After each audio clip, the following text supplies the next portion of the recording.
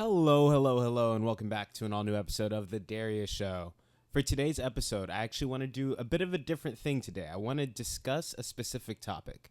That topic is whether or not technology has a greater capacity to bring us together or disconnect us at large.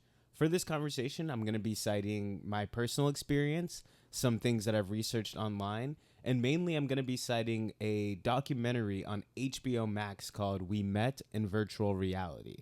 This documentary had a profound impact on me and by and large sparked the whole inspiration for this conversation. This is something I've been really mulling over for the last couple weeks, so I'm excited to bring this conversation to you. Without further ado, let's go ahead and roll the intro.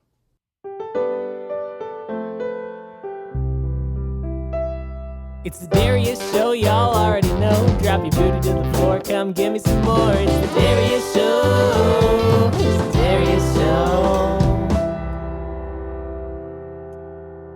Now, this question at first might seem like a simple one. Everyone's familiar with the story of people who reconnected through Facebook. Maybe they knew each other in high school, or reconnecting with long-lost family members by which they would never have interacted with without Facebook or one of the 23andMe type of matching systems that we have today. You know, it's easy to make the argument that we're very connected because of these global platforms that we all are on, social medias. You know, I have friends, I have people that I've interacted with in completely different countries, different time zones, that we actually have similar interests that I never would have met without being able to find a community with them online. So very simply put, I think there is a strong argument just right off the bat to say that people are very connected because of technology. Now, if you look at the flip side of that, I am a server, and whenever it's not unusual to see tables where three or even more people at the table are just all on their phones, not interacting with each other at all. They're technically in each other's company, and they'll definitely say something here or there, but you'll see many minutes go by where they're just in their own worlds on their phone. Now, I'm sure this is a familiar situation to anyone who might be listening. There is something that can't be ignored is this aspect of our phones, of the access to technology that we have that makes it really easy to be distracted in the virtual world and not value those interactions that we could be having face to face, in person, with physical contact. So if both of those statements are true, what does that really mean? In my own experience, I've grown up alongside with technology is kind of what it feels like. I was born in 1997, so technology has certainly been around for most of my life. Especially in those early years, that's when I started to see like computers around and kind of the early ages of technology. And as I've grown older, as I've matured and started to have these interpersonal relationships, so has technology and the internet face that we interact with each other, you know? So it's hard to say in my own experience which one I'd prefer, or even that I have experienced one way or the other. It's really just blended in my upbringing. Something that will only continue to happen for people. You know, people are being born into the digital space, interacting with it at a very young age. I remember when my family got our first computer that we all used at our house. For me, it was just a vehicle just to get on Nickelodeon.com or Disney.com to play the games of the characters that I would watch on TV. That would be the case up until I was about 10 years old when YouTube came around, and that kind of changed the game. I think YouTube was really the window into rapidly advancing the social media space. I remember my sister at the time, she's a few years older than me, she would spend her time on MySpace or using like an AOL chat messenger.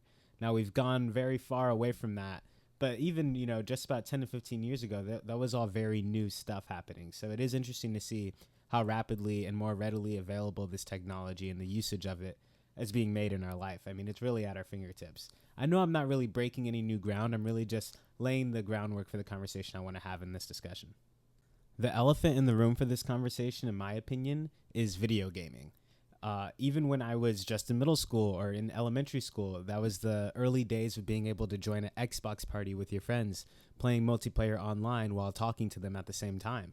Not only are you engaging in an activity together, but you're vocally communicating with everyone. You know, everyone can hear each other in each other's ears. It's a very intimate experience. I have found in my life, playing video games with my friends online, especially when you sit there and do it for hours, it really does fill the same space that a social hangout would. I find even there's a level of vulnerability that you can kind of quickly jump to when you're playing online, because you don't have to cross the social barriers of the physical habitat that you're inhabiting. It's kind of easier to open up when you're just a voice in the microphone, even if you know that person well, versus seeing them in person sometimes. It's an interesting aspect to it, but I have cultivated full friendships with people I've barely known outside of the video game space, and people I consider to be some of my closest friends, when most of the way that we interacted, especially at first, was all online. Now that brings us to today, but for the purpose of what we'll be talking about, this is actually requires us to go back a little bit to 2020. Now, the documentary that I'm highlighting in this discussion is called We Met in Virtual Reality. This is a documentary on HBO Max right now.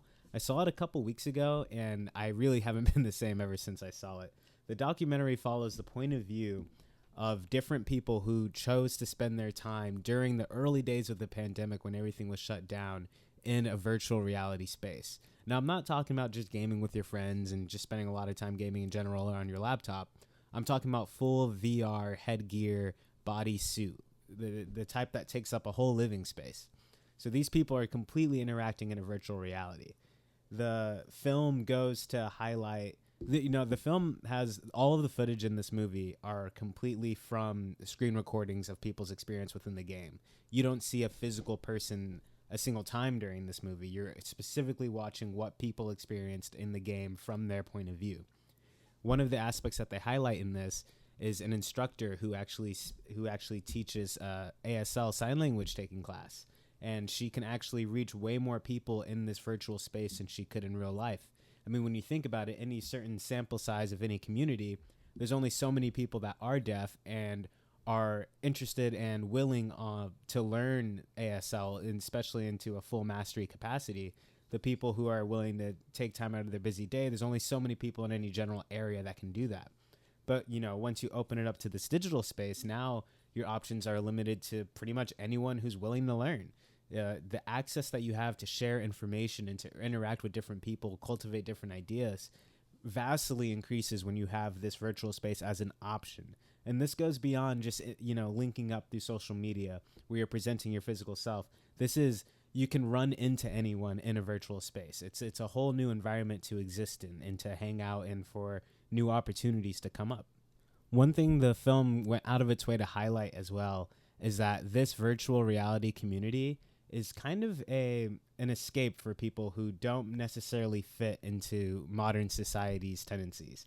Think of anyone who might be isolated in general, or for whatever reasons, let that be physical, personal, fear, whatever the case is. If they don't have the resources to engage with people on a regular basis or aren't accepted by people, the virtual reality world offers up a whole new space for people to connect and grow together.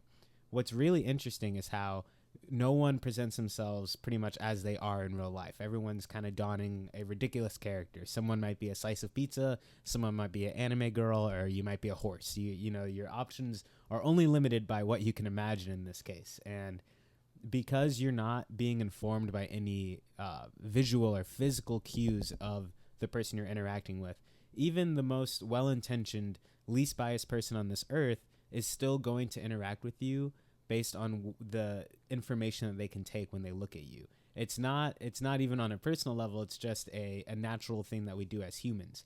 And so I do think that there is something beautiful about getting to know someone and cultivating a friendship that is through this virtual space, because you are interacting with each other in real time. There's no lacking of interaction there. You're just not being informed by those physical cues that inform our brains and make judgments that are from our subconscious that we don't even realize that are happening. There's something beautiful about that. It kind of feels like two souls kind of just connecting. I don't know. One thing that really shocked me about watching this documentary is just how well realized this world is. I kind of always expected virtual reality to get pretty insane within our lifetime, but I haven't been exposed to just how rapidly there the technology is. Of course, animation-wise and overall visually, you can tell you're in a game. It's not, the animation isn't to the level where you could be convinced that you're in a real world. That being said, the way that you interact with this world is one-to-one. There's scenes where people all jump in a car and hang out together and go on a drive. They're literally experiencing new landscape in real time as they're all in this car, and each character has their own point of view and vantage point from being in this car and can interact, hop in, hop out, drive, and do whatever they want. You can ride rides in this virtual space. There's again, yeah, you're only limited by what you can imagine and what the people going into creating this virtual space choose to do. I've only talked about general concepts from this movie at this point. I am going to get a little bit more into spoilers here, so if you haven't seen this movie, I actually really recommend it. It's challenging, it's super interesting, and it's definitely not like anything you've ever seen before. So you should really dedicate your time to watching this. I think it's really worth your time. That being said, the seminal moment of this film is actually a wedding that happens. It's a wedding of two people that met in virtual reality, hence the name of this movie. It's being performed by people that they know through virtual reality. Everyone at the wedding everyone attending is their friends and loved ones that they've all met in this virtual space and gotten to know over time. This literally happened. Of course, the people did meet in real life at one point. After they met in virtual reality, they have spent time together. It's not as extreme as never having seen one another and then committing to this kind of bond, but they are making that commitment while being in completely different time zones. That's how their wedding is taking place, very literally. And obviously, it's a credit to the filmmakers that were able to present all of this. I will say, if there's a critique of the movie, it's that it's a one-sided conversation. They're presenting all the dreamy aspects of this, not necessarily the challenges. They're not shying away from it necessarily, but the presentation of this movie is to convince you that this is a space worth looking into and not looking down on. And they certainly accomplished that, but they almost romanticize it. You know, I have a hard time walking away from this movie and not feeling super jealous of the experience of getting to interact this in-depthly with the virtual space. It makes me want to make a lot more money so I could afford the time, space, and resources to actually try it out. It also kind of convinces me that this is the future. You know, just seeing how honestly magical the space was. I mean, really interacting with it, how much there is out there to explore. It transcends a game and it really becomes experience. I think that's really true. A movie didn't highlight any like mini games or anything like that. They really just went from experience to experience and just showing you different ways that you can interact here, the different way that people grieve here, the communities that they built, interviewing people who spend their lives here, who have careers there. It's super interesting in that lens. But it, you know, as any sci-fi book has from the future has shown to us, I do kind of think that this is the future that we're heading towards.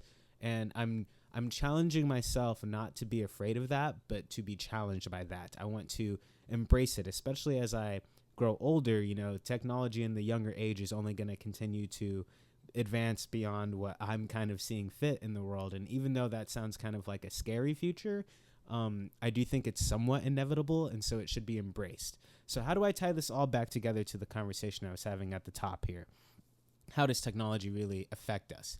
Now, again, as you know, the thesis statement for this film would certainly be that technology has an immense capacity to connect us in impossible ways that we're only just starting to understand and see. I think the upper echelon of what that looks like has yet to be seen in our world, and it will only continue to reveal itself to us.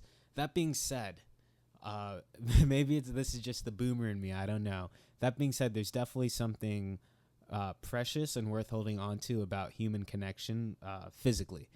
As beautiful and amazing as it is that we have this technology that can connect us all over the world, I do think it's really important that we hang on to our roots and continue to value that physical connection.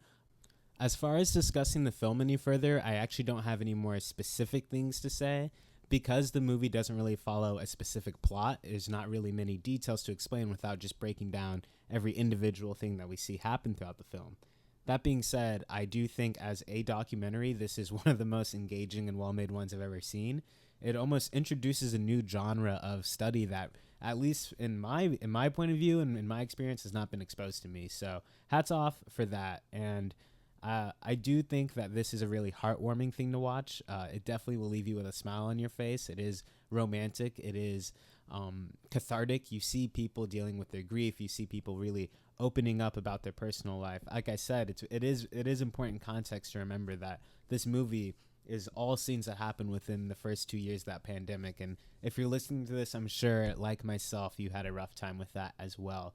Brought out a lot of dark emotions. And this film really feels like a way of healing and celebrating the way that these people came together to combat that feeling. There is a particularly impactful scene that is them all celebrating New Year's together, ringing in the 2021 year together in this virtual space with all, because at the time you couldn't really leave your house. And so I think that's an amazing thing to have done. This one really changed my perspective on a lot of things. I really do think that this documentary was a very impactful one. Final thoughts. I'm going to continue to interact on the virtual space. A lot of times it's harder and harder to get together with your friends. The older you get, the more responsibilities you have. That only becomes more of a hurdle to spend time with your friends. And for me, hopping on Discord and playing games with my friends is a great way to connect and chat, at least for a few hours every week.